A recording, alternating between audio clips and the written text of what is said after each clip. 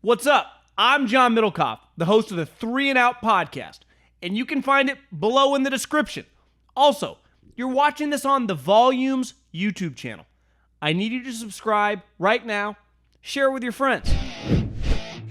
What is going on, everybody? John Middlekauff, 3 and Out podcast. Fresh off about a 4-day bender in Nashville, which is an absolute incredible city. Being there at the beginning of college football, deep in the South, was awesome. Absolute incredible weekend. Just spent about an hour and a half on the treadmill sweating out probably, over under 4 bottles of Tito's and potentially 50, 60 Coors Lights. Took in a lot of football. Watched a lot of college football over the weekend, Friday, Saturday. Sunday night, we were flying home, got to see the first half of the LSU-Florida State game. Did have Florida State, though, so when we landed and I saw that it was 24-23, I was excited. So week 1 of the NFL season is now here. We're off rocking and rolling. A little weird this week because of Labor Day.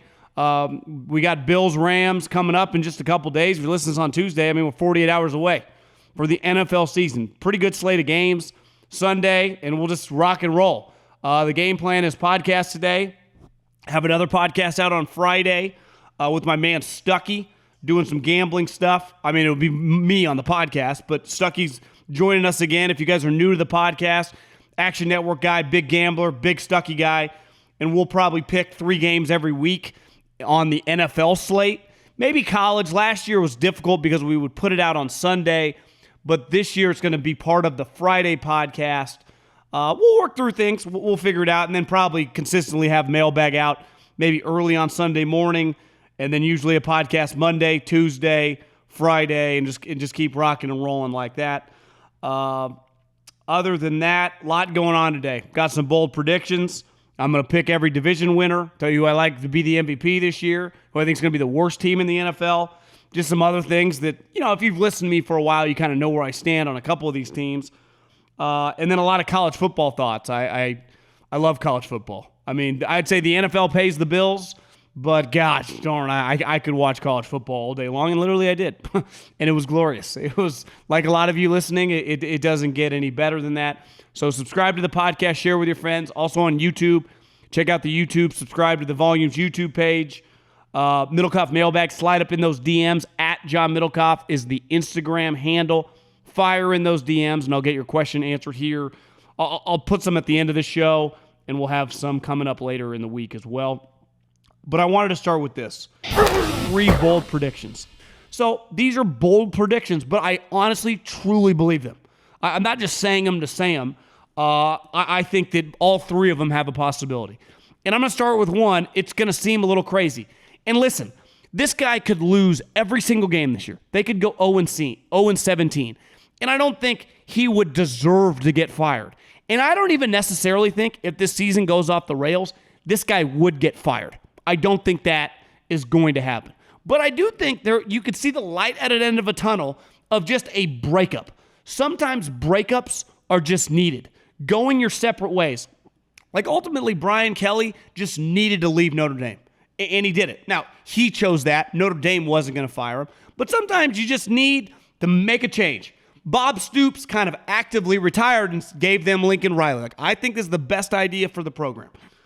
It's a little bit different in the NFL, especially now that Josh McDaniels went to the Raiders. They do not have an heir apparent. But Bill is 70, 71 years old. Let's face it, the team is kind of trending in a weird way. And last year was impressive. And I think he needed it kind of to be like, hey, guys, obviously Tom played a big role in my success, but I'm not the village fucking idiot here. Y'all watch me coach circles around everyone for like 20-plus years. You saw these moves that I constantly did that your coach didn't have in the bag. We all saw it. It's easy to go, well, Bill sucks. No, we all watched. They played in the biggest games, and he outcoached basically 99% of the time his opponent. That's a fact. So anyone acting like Bill Belichick, if he's not the greatest, one of the greatest coaches, you're just an idiot or a hater. Even if you're a diehard Jets fan, a diehard Steelers fan, if you are over 30 years old and you watch the majority of Belichick and Brady's career, you tip your hat to both guys. But there comes to a point in the sport, in any sport, where I don't know even necessarily it's his message, but maybe it's just time. And what they're doing, and I've always thought this, like, one thing I'm a huge believer in, like, I do agree with Elon Musk. Whatever Twitter tells you that they like 12% of America's on it, I would cut that number in half. I agree with Elon that number is closer to 5 than it is what they're telling you. I think it's a minuscule percentage of people in this country, actual humans, that are on that app. Now, Facebook, obviously they have Instagram, TikTok, those numbers dwarf that shit. But because the media is obsessed with Twitter, they act like that is everything, yet it's a tiny subset. And sometimes, it's like, the media drove this guy to get fired. Bullshit. The guy got fired because he wasn't any good, usually. Sometimes there's a social media run. I remember a couple years ago when Tennessee was going to hire Greg Schiano. And Clay Travis, some other guys, went all in on this is insane. You know what? The media didn't force their hands. It was an insane move. Under no circumstances should the University of Tennessee have hired a guy from the Northeast. Greg Schiano's now at Rutgers. That's a good fit for him. You're going to coach in the SEC? I like to have Southern guys. Josh Heupel, good fit. Tennessee actually looks pretty good. But this notion that, like, social media forced it, bullshit. I think they realized this is insane, and the fan base this is nuts. This makes no sense. It didn't. And luckily, they changed, and they pivoted, and now it looks like they got the right guy. But Belichick, whether he wins 6-7 games, whatever, because I think they're probably a 6-7 win team. They're not very good. But him hiring his buddies back, and his buddies would be strong, but guys that know what he wants in Joe Judge and Matt Patricia, in their heyday, if Tom would have been around, who cares? Because they would have won 11, 12 games. They would have hosted playoff games. They would have made a ton of money. So everyone can think Bill Belichick is one of the biggest assholes ever. Well, when he was winning playoff games, hosting playoff games, and printing money for his owner, do you know who doesn't care about all the fake white noise on Twitter or social media? Bob Kraft. But do you know what happens when you start not going to the playoffs and not hosting playoff games and not having the same trajectory of your franchise once did? The owner is ultimately a cutthroat businessman, starts wondering, like, does this make sense? And I'm not saying that if they win 6 or 7 games, Bob Kraft is like Monday morning, Black Monday, Bill Belichick has been fired. But I do wonder if they just get to a point where, like, should we just break up? Should we just go our separate ways? A little bit like Tom Brady and the Patriots a couple years ago. And that's what I think happens at the end of this year. I don't think he, quote-unquote, gets fired, but I expect this to be the last season Bill Belichick coaches for the New England Patriots. Now, if Bill Belichick's available, even at 70, 71 years old, he is going to be a very, very valued individual. And I always hear this, like, nepotism. I think Steve Belichick's a pretty good coach. Is Kyle Shanahan nepotism? No. Like, some people that have famous fathers or fathers in a certain industry are actually really good. And some people are not. Just like some people that are in the NFL that have no connection to the NFL in terms of their father suck. You know? What is that? Like, it just, to me, the nepotism, his kids know what they're doing. I've heard good things about Steve Belichick. I think he's a good coach. Ultimately, to me, the reason would be like Joe Judge and Matt Patricia. Like, that's who you were going down swinging with. And his draft record, which is pretty terrible. So I expect Bill Belichick his last season. Number 2, I'm shorting the Denver Broncos. And I said this a couple weeks ago. I don't blame them for giving Russell Wilson a lot of money. He deserved that money relative to his resume. And once you make that trade, you're always going to extend him. So this has nothing to do with them paying him. The moment they traded for him, they were going to give him a big extension. It happened. He's now got it. Half the league would have given the big extension. You know, that more than half. You know, 32 teams, probably 22 teams would have gladly, if Russell Wilson was available, paid him that money. So this has nothing to do with his contract. But I said it a couple weeks ago when he told Peter King, well, he didn't, but an unnamed Russell Wilson source, that he views him and Nate Hackett not as coach-player, but as partners. And there is no way that I could not think of the New Jersey Nets when I saw that statement. And here's the major difference between the New Jersey Nets and the Denver Broncos. Like, ultimately, Kevin Durant at his sport is a better player than Russell Wilson. Actually, dramatically better. And in basketball, one individual can impact you more than even a quarterback. Now, here's my main issue with them. I've said over and over, I'm not a Russell Wilson hater. I've seen him live several. I think he's one of the best quarterbacks. He's a remarkable player. But I do think in his world, he thinks that Pete Carroll held him back. And he no longer wants to run. He wants to be Tom Brady or Peyton Manning. And that also adds he wants to influence who comes on the team, who leaves the team, and what the scheme is. There was a famous story I heard in the NFL.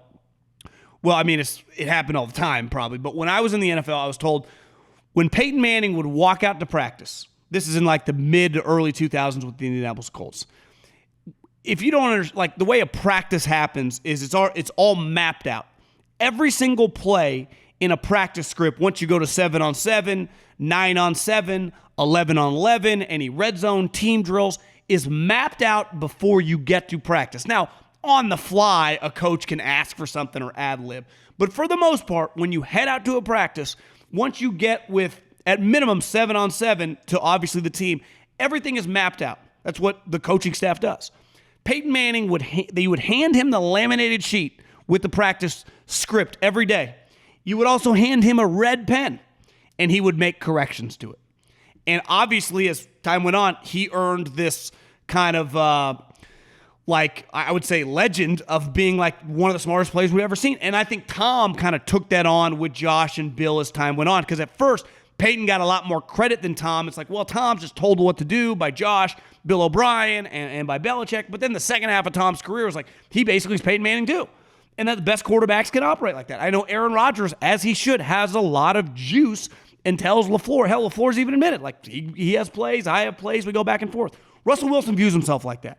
And I understand in his shoes why he views himself like that, but I just, Nate Hackett, a couple years ago, no one had really heard of. This guy was not going to be a head coach. And now he's a head coach. And now Russell Wilson doesn't view him as a coach. He views him as an equal. And let's be real. He views himself above Nate Hackett because ultimately he's going to dictate the terms. And I think that Russell Wilson has never had an offensive coordinator in all of his years in Seattle that didn't get fired. All three guys, Bevel, Schottenheimer, and one guy before him, every single one of them got fired. He has never had an offensive coordinator. Think of all the great quarterbacks. Peyton Manning, Tom Brady, Roethlisberger, Rodgers, Mahomes, all their guys, they don't get fired. They go on to become head coaches. Think about the only time a guy got fired was Bruce Arians. That was like after they won the Super Bowl because the Rooneys were so mad he wouldn't run the ball.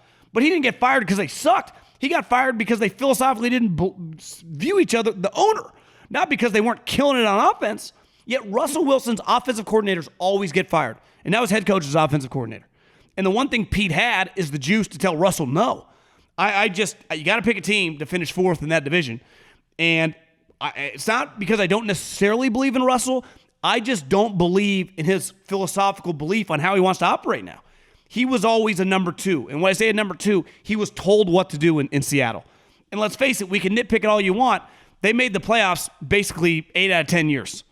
And one year they missed, they went 9-7. And last year they went 7-10 because he broke his finger. If he hadn't broke his finger, they still might not have been, they would have been right there because 9-8 got into the playoffs. So this notion that Seattle was some joke post their sweet defense is bullshit.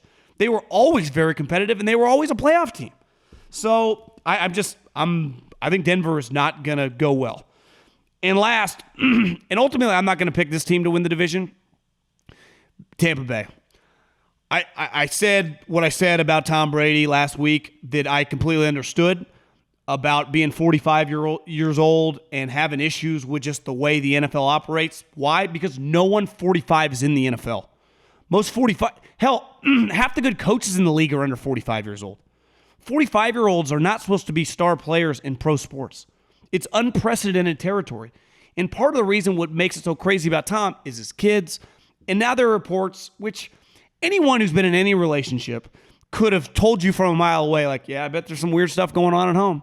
Because it's natural. When weird stuff goes on at home, it impacts you in real life, in your job, with your friends. It has direct impact on how you live your life. If you're in a serious relationship, you have a fiance, you're married, we've all been through either breakups or turmoil in a relationship. If it doesn't impact you, you don't give a shit about her, right? If you just do a little bit, it does impact you greatly. And this notion that Tom Brady, who is one of the most driven individuals in the history of pro sports, who spends, like, let's face it, I've always said this, and Coward was on this a decade ago. I remember being in college listening, I was like, I love this take, about how the media is obsessed. Like, you got to be balanced. Like, there are some jobs you don't get to be balanced. Some of my friends, their dads couldn't make Little League. Do you think it's because they didn't want to make Little League? No, they had to work. Not everything is equal. Some people have jobs, hell, they work at night. They can't be home for dinner with their family. You think they don't want to be home at dinner with their family? Well, some don't, but some do, and you just can't make it. Just every industry is a little different. And the way football works for 5-6 months out of the year, when you play quarterback, especially what Tom Brady, puts into it, you don't have much time. And clearly his family, and it feels like his wife, does not want this anymore. And it's creating a lot of drama, where he literally just left training camp for 11 days. So how can I think that Tom, who is still an awesome player, I've said this over and over, and everyone that's watched these guys play would have to agree. Drew Brees' arm fell off. Peyton Manning's arm fell off. Roethlisberger could not throw.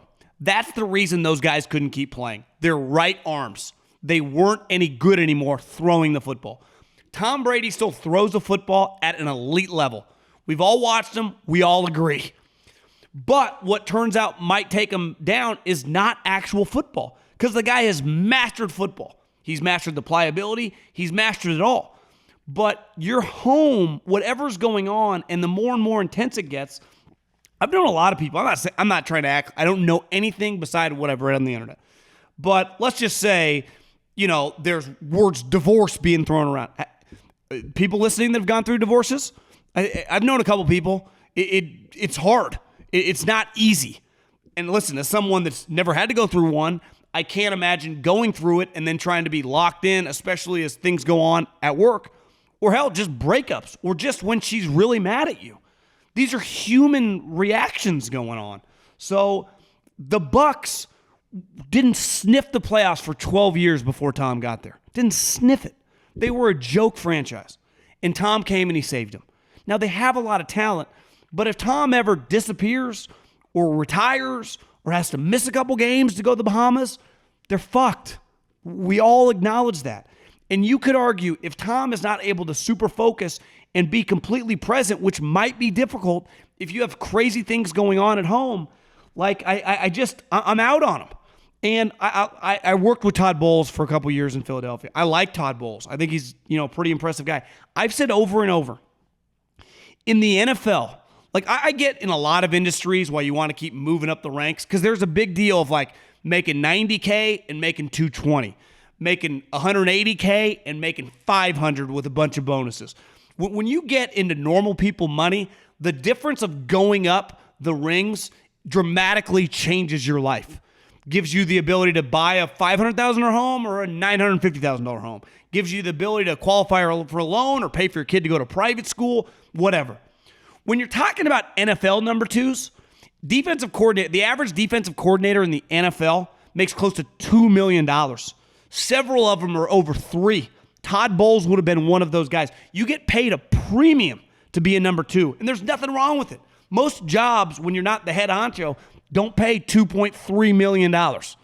So I've always thought he's an elite number two. He is, him, Fangio, best defensive coordinators in the league. I'm not sure he's a head coach. just not sure. And when you're a coordinator, you don't have to deal with your quarterback having marital issues. That's what the head coach deals with. You don't have to deal with players having issues that aren't on your side of the ball. That changes when you're the head honcho. And I don't know. I would say that I actually feel the most confident about that. The Tampa's in shambles. Belichick last year and Denver. I feel pretty good about Denver and Tampa, I'll be honest with you. Let's pick some division winners. I feel pretty confident about absolutely the majority of them. I just went one outside the box one because, I needed to mix it up. And I don't really feel great about that division. I just refuse to pick Dennis Allen. But we'll get to the NFC second. Start with the AFC. We'll start East Coast, move west. The AFC East. I think this is one, you don't need to overthink it. Who's going to win the SEC West? Alabama. Who's going to win the SEC East? Georgia. Who's going to win the AFC East? The Bills. It's just pretty easy. This is not, I could see Mike McDaniel just the Bills. The Bills are going to win this division. They are easily one of the Super Bowl favorites. If Josh Allen keeps playing like that, they could go on a couple-year run. This is, to me, the easiest. Bills. I mean, I wrote it down so fast. Like most of you, that's the easy one to pick. They're really good. Their quarterback's in the peak of his powers. They have a good roster. I don't think their division's that good. Love the Bills. The AFC South, I'm torn because my guy John Robinson, stud GM. His head coach, absolute baller. But I do think the Titans might take a little bit of a step back this year to maybe take a couple steps forward in the next couple years. Transition to Malik Willis, maybe need a year for Traylon Burks to kind of figure it out. Harold Landry just tore his ACL. Because I think a lot of Titans fans would be like, you're going to pick the Colts. Everyone's always blowing the Colts. Chris Ballard this, Chris Ballard, Frank. I don't even think Frank's that great of a coach. One of my bold predictions might have been like, if the Colts don't make the playoffs, Frank's going to get fired. Because I don't think Chris Ballard would, but Frank would get fired. And I would say if somehow the Titans win this division, because I don't think they necessarily should, but if they do, I think Frank's fired. But if Frank is just solid, which, I'm still going to lean that he is, I'm going to pick the Colts to win that division. So I got the Bills, the Colts, the AFC North. This one was a hard one. Right now, Lamar Jackson has not signed a new contract. So maybe this week he refuses to practice. I don't know. I would not, Lamar, you need to draw a line in the sand. You can't keep practicing. Stop practicing.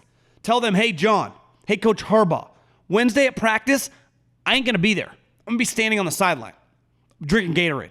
So until we figure out this contract and you give me $170 million or Lamar, you're not going to get a fully guaranteed deal. Coward had a good point. Just because one business is a disaster doesn't mean every other well-run business copies that. Just because the Browns gave a dude that has half of the massage therapists in Texas coming after him $230 million guaranteed does not mean that anyone else is going to copy that, right? You see what the Waltons just did? They gave Russell Wilson $160 million. The Ravens, they plan on giving Lamar that too. So Lamar, sign that deal, 165, 170. I would say 170, final number, put it on paper, I'll sign it. Sign that deal, practice. I do like the Ravens to win that division. And that's not a lot of Bengals fans. I think you guys are a locked playoff team. I think those two teams are right there with the Bills and the Chiefs. The AFC is loaded. I'm giving the slight edge to the Ravens. Now, if something gets weird with the contract, I would immediately lean the Bengals. I think the Bengals are good. I am not a Bengal hater. Love their quarterback. Love their weapons. Coach, we'll see. But as long as you got Joe Burrow, sometimes good quarterbacks make average coaches look pretty good. The AFC West, this one's honestly pretty easy for me.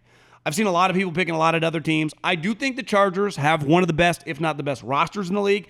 But I can't pick Brandon Staley to out. It's just, I can't do it. Now, I think the Chargers are going to be the playoffs. If I had to rank this division, I'm going the Chiefs to win it. I don't know. They just won it 6 straight years. I'd go the Chargers 2. I'd go the Raiders 3. And I would go the Broncos 4. Now, as crazy as this, when I say the Broncos could get weird, they still could go 8-9 or 9-8. To me, it's not inconceivable that the Chiefs go 12-5, 2 other teams go 10-7, and Broncos go 9-8. But the pressure on any team in this division, if the Chiefs didn't make the playoffs, it'd be devastating because they view themselves as an elite powerhouse. But ultimately, no one's getting fired or anything's going to happen. The other teams, it would get weird fast, especially with the Broncos and especially with the Chargers. But I'm taking the Chiefs. Let's go to the NFC. I was tempted to go a little outside the box Washington football team Commanders, but I had to tell myself the last 2 teams have kicked Wentz to the curb, and it's hard to forget those last 2 games last year against the Raiders and the Jags. I mean, that Jags game, there's sometimes a stench. When I was a kid, if you got sprayed by a skunk, they put you in tomato juice. Is going to not make you. I never got sprayed by a skunk, but it happened to dogs, so you had to wash the dog off. It's hard to Carson Wentz has skunk all over him right now.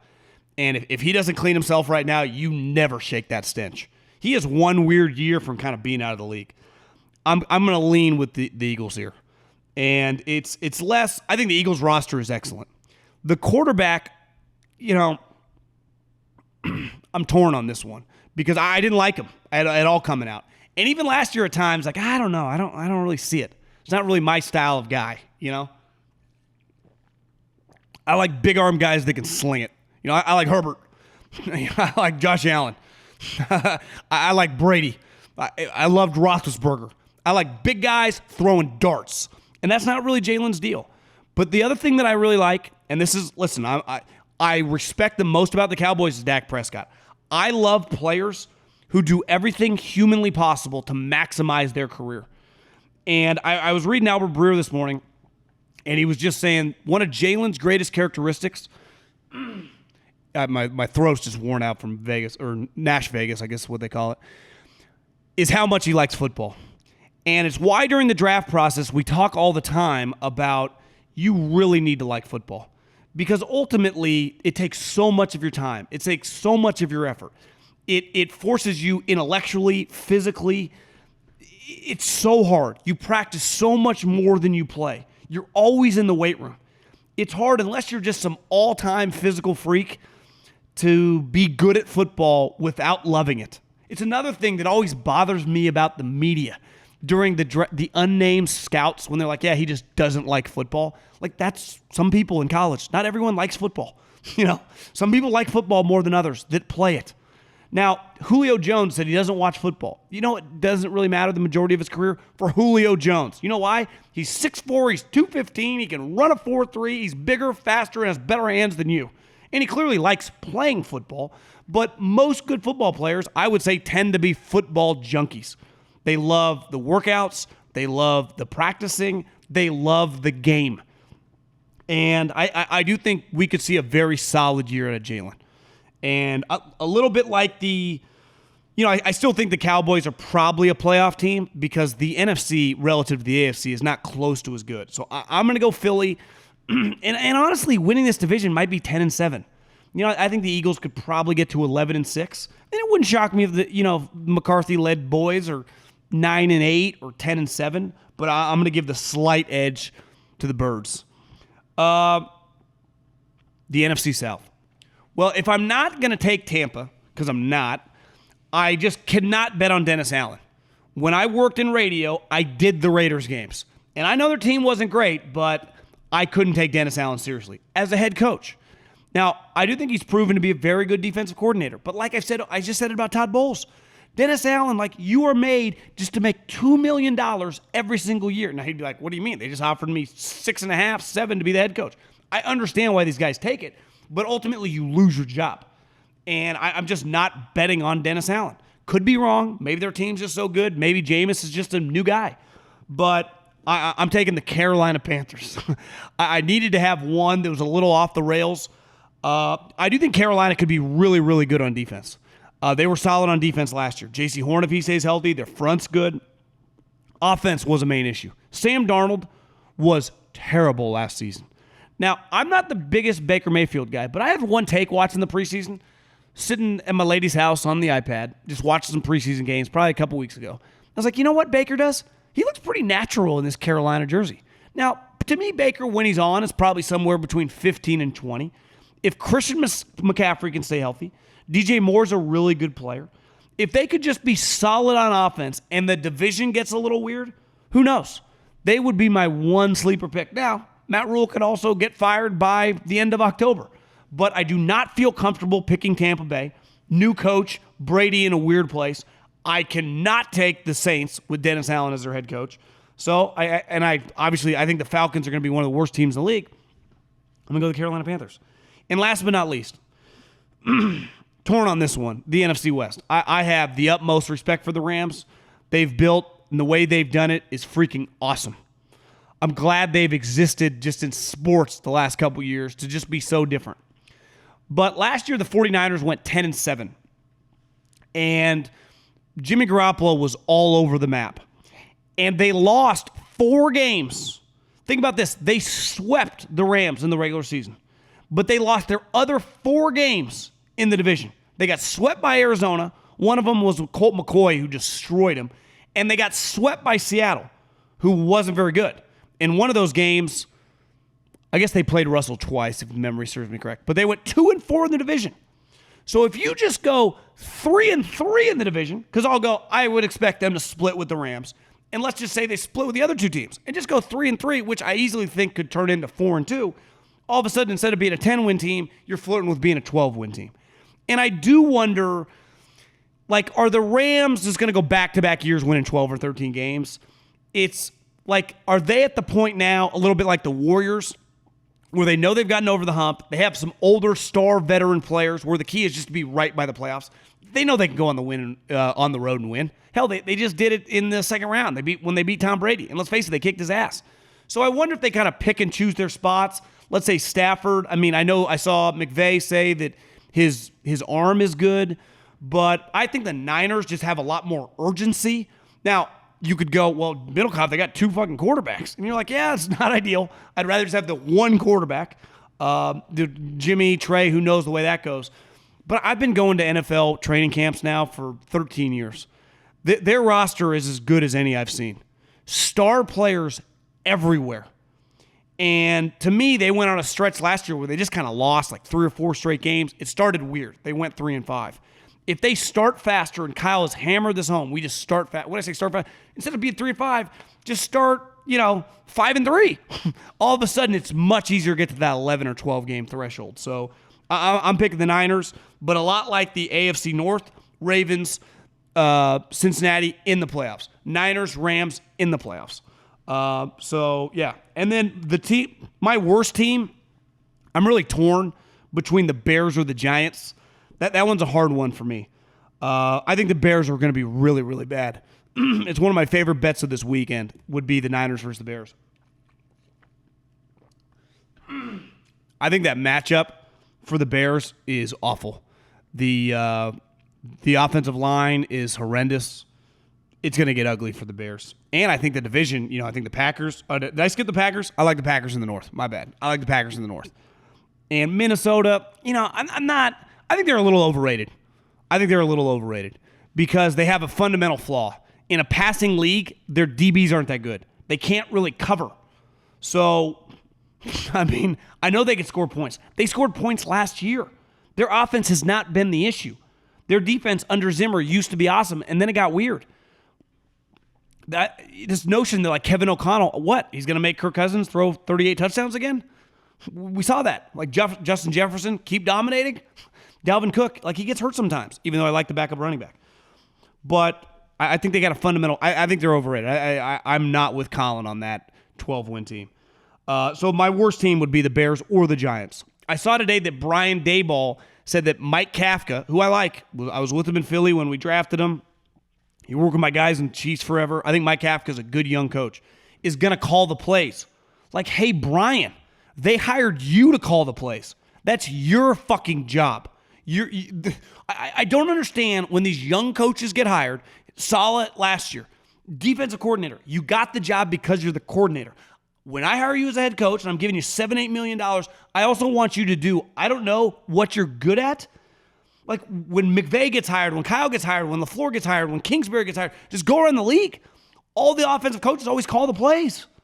Why is this guy not calling the plays? I'm baffled. I'm absolutely... That one, if I was a Giants fan, the whole point of hiring you for what you were doing with Buffalo. It feels like, are you not calling the plays because you know we're going to suck and you know it could be ugly, so you want to have, as Chris Carter would say, a fall guy? That's what it feels like a little bit. So 2 sleeper teams. I don't know if these are playoff teams, especially Houston, but I think Houston could just be feisty. I know their over-under, I think, was 4.5. I like them to go over. The Lions, and I'm not just saying this because of Hard Knocks. I actually only watched 2 episodes, even though I said I really liked them. I think both those 2 teams wouldn't shock me if one, if not 2 of them, went 7-10. I think both are going to be feisty all year long. Like I said, I think the Vikings are overrated. The Dolphins, I think they could have a bizarre year. I'm rooting for Mike McDaniel. I enjoyed just his press conferences last year when Kyle made him the offensive coordinator. I think he's a unique football guy. That place is weird. And that place consistently over the last 20 years, but specifically with the new owner, just gets weird, and it gets weird fast. And they add Tyreek Hill, a lot of pressure. Tua, I think he sucks.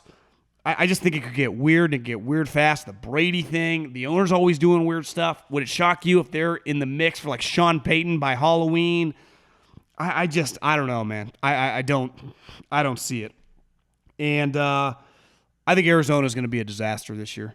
I really do. When you look at the way their season starts, they open up against Kansas City at home. I love the Chiefs in that game. And then week 2, they got the Raiders. I don't think it's inconceivable at all they start 0-2. Remember last year, part of what they hung their hat on is they started so fast, they were undefeated. And I don't know. And when I say disaster, they still have a lot of talent, like 7-10.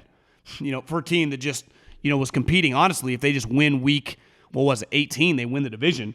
So I'm out. I mean, you guys know where I stand on Arizona. I'm out on them this year. Patrick Mahomes, my MVP. I think he's going to dominate this year.